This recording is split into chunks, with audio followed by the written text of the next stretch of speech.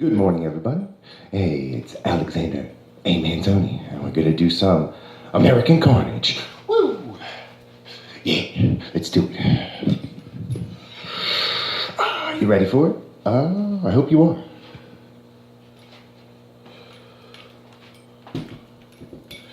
Chapter 40, The Piece de Resistance. Welcome to the future of counterculture, Pleasant Hill, Oregon. The headquarters of the Piece de Resistance was hidden, like many things, in this insane world. It was hidden in the forested swamps of Oregon, under the ruins of the thrice restored, thrice discarded magic bus, known by some venerable leftists as Further, on what was American author Ken Kesey's old family farm, which was now property ironically owned by the National Park Service. However, the federal hiring freeze meant that the parks were terminally understaffed, especially out here, way out west. It should be no surprise then that so many hippies had slipped in without anyone really noticing, until it was too late. Some were World War III draft dodgers. Some were revolutionaries. Some were thinkers. And some were simply along for the ride. It was a ride that meant death for many. Still, the bunker underneath Further provided a semi-hermetic, self-sustaining refuge for those who could not handle the increasingly severe conditions of American fascist society. So they came here to Oregon. Many set out for this little chunk of counterculture promised land, though were ultimately detained, usually at checkpoints, or randomized stop-and searches while en route.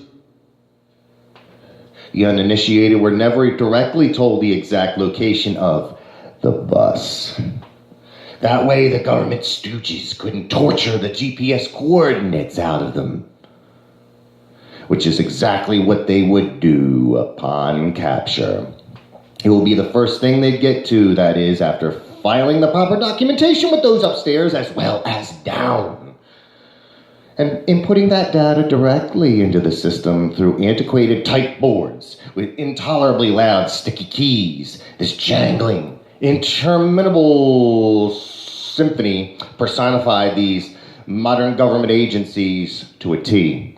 Click, click, click, click, click, click, click, click, all the time, day and night. But enough about that. Oh, in the mornings, a small team of dedicated individuals would climb to the surface to uncover clusters of solar panels concealed beneath dried leaves and brush.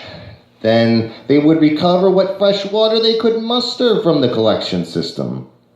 This was a dangerous job, but someone had to do it. Otherwise, all of those underground would surely perish, because Lord knows that they would rather die than return to the lives that they previously lived. A good example would be those who were sent by the resistance into exile for committing the most egregious of offenses, mostly due to repeated instances of theft or simply from having a toxic, combative attitude. Many of those so exiled committed suicide or intentionally overdosed under the pervasive, all-encompassing threat of Republican capture and or extermination.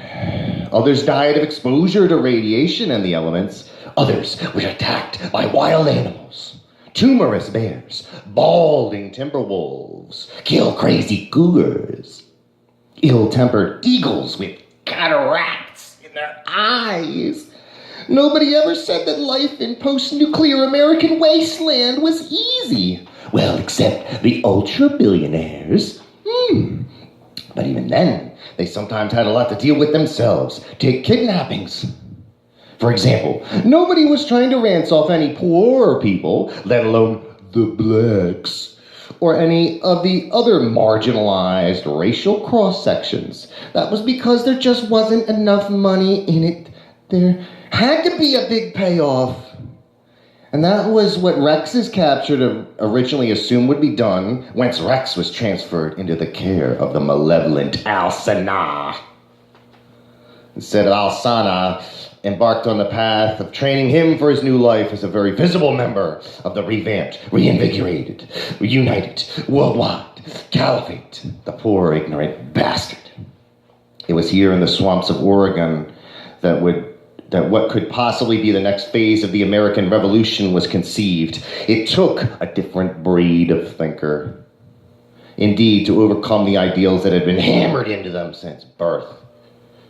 The government said that the members of the Piece de Resistance were terrorists, and they were in that they conducted campaigns against the Republican far-right establishment. Of course, no one's hands were altogether clean. Innocent people died as a result of their deeds, guilty ones too. But as their commander-in-chief, known simply by most as Hoffman, he always liked to say to his subordinates before they'd embark on their missions, "You know, sometimes a brother's gotta crack a few eggs. Ain't that the truth?" Of course, such quotes didn't fall so well in the ears of the vegans, the vegetarians, the nothingarians. Nothingarians believed they could simply live off of enlightenment. Food, water, nah. Just give me whatever just came out hot at the lab. Whenever a nothingarian died, depending on their overall radiation and toxin levels, he or she would thence be used as compost.